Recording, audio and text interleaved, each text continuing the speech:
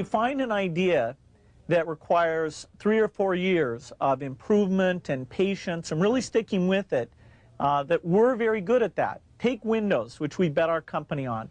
Everybody doubted that would succeed. IBM did not support us in that.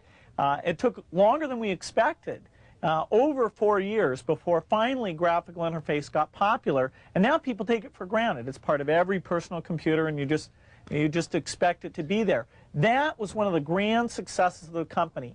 In the same way, we're betting on the internet, that our tools there will be popular, and that a few of these content plays that we've decided to get involved in, that the scale and the users will make those into great businesses. My calendar gets very full with those, and then at night, after the kids have gone to bed, I'm on email a great deal. I get messages during the day. That's my chance to give long responses. And then over the weekend, I send a lot of mail as well. I take 2 weeks a year to just go off and read and think, where I'm not interrupted by work or anything else. I'm just solidly trying to think about the future, and people get to send me things to read as part of that so-called Think Week. So it's a nice mix of things. About 25% of the time that I'm out traveling around, meeting with customers, Europe, Asia, and that sort of helps me think, okay, do we have the right priorities? What are people responding well to, and what would they like to see us do better? Sense of design, that everything had to fit a certain aesthetic. The fact that he, with this little engineering background as he had, it shows that design can lead you in a good direction, and so phenomenal products came out of it. He knew about brand. I mean, in very positive sense. He understood.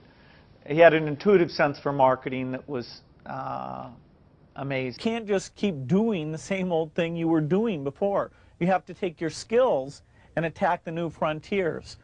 For example, graphical interface used to be outside the operating system, and so there were many people doing those systems. Windows came out ahead there, and now it comes with the operating system. Likewise, the browser is something that Netscape looked at turning the browser into an operating system, and we looked at taking our operating system and building the browser in an integrated fashion. And so that was a good example of the kind of competition that spurs this business. Hello, I'm Bill Gates, Chairman of Microsoft. In this video, you're going to see the future, Windows.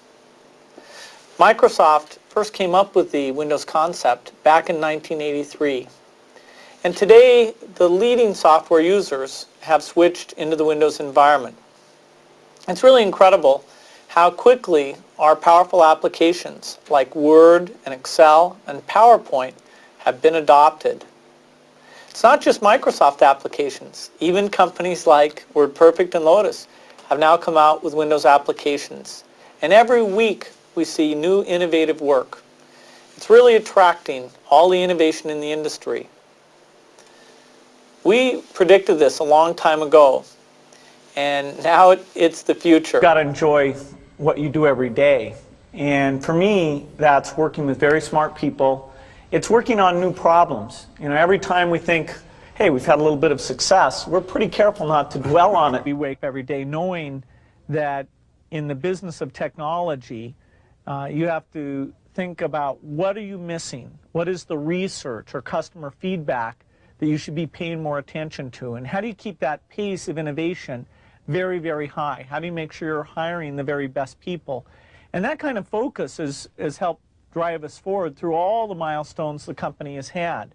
Certainly the internet is a great example of that. We had to tear up our plans and step back and say, well, how do we really embrace all that's good about the internet and recognize some of the shortcomings and make sure we're leading the way